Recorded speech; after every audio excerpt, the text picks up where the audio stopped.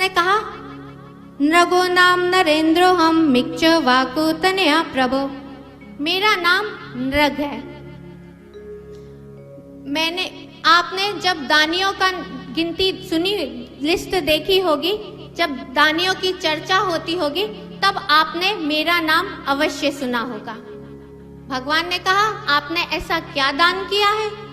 तब नृग ने कहा कि मैंने जितनी पृथ्वी में रज कण हैं, आकाश में जितने भी तारे हैं, जितनी भी जल की बूंदें हैं, उतनी गायों का मैंने दान किया है।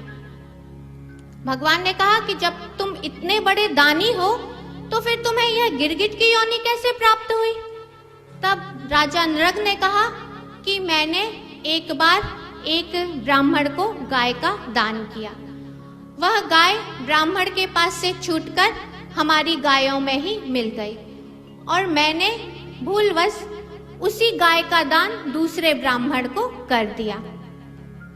अब जिसके पास से गाय छूटकर आई थी, वह ब्राह्मण गाय को ढूंढता हुआ आया और जिस ब्राह्मण को दान की थी वह गाय को लेकर जा रहा था। दोनों ब्राह्मण मिले, तब दोनों में यह विवाद होने लगा कि यह गाय मेरी है, यह गाय मेरी है। अब दोनों ब्राह्मण मेरे पास में आए और दोनों ने कहा कि यह गाय मेरी है, यह गाय मेरी है। राजा नृग ने कहा कि आप इस गाय के बदले में और दूसरी गाय ले लीजिए और भी अधिक जितनी चाहिए उतनी गाय ले लीजिए। लेकिन दोनों ब्राह्मणों ने कहा कि नहीं, हमें तो यही गाय चाहिए और दोनों ने उस गाय को वहीं पर ही छोड़कर दोनों ब्राह्मण चले गए।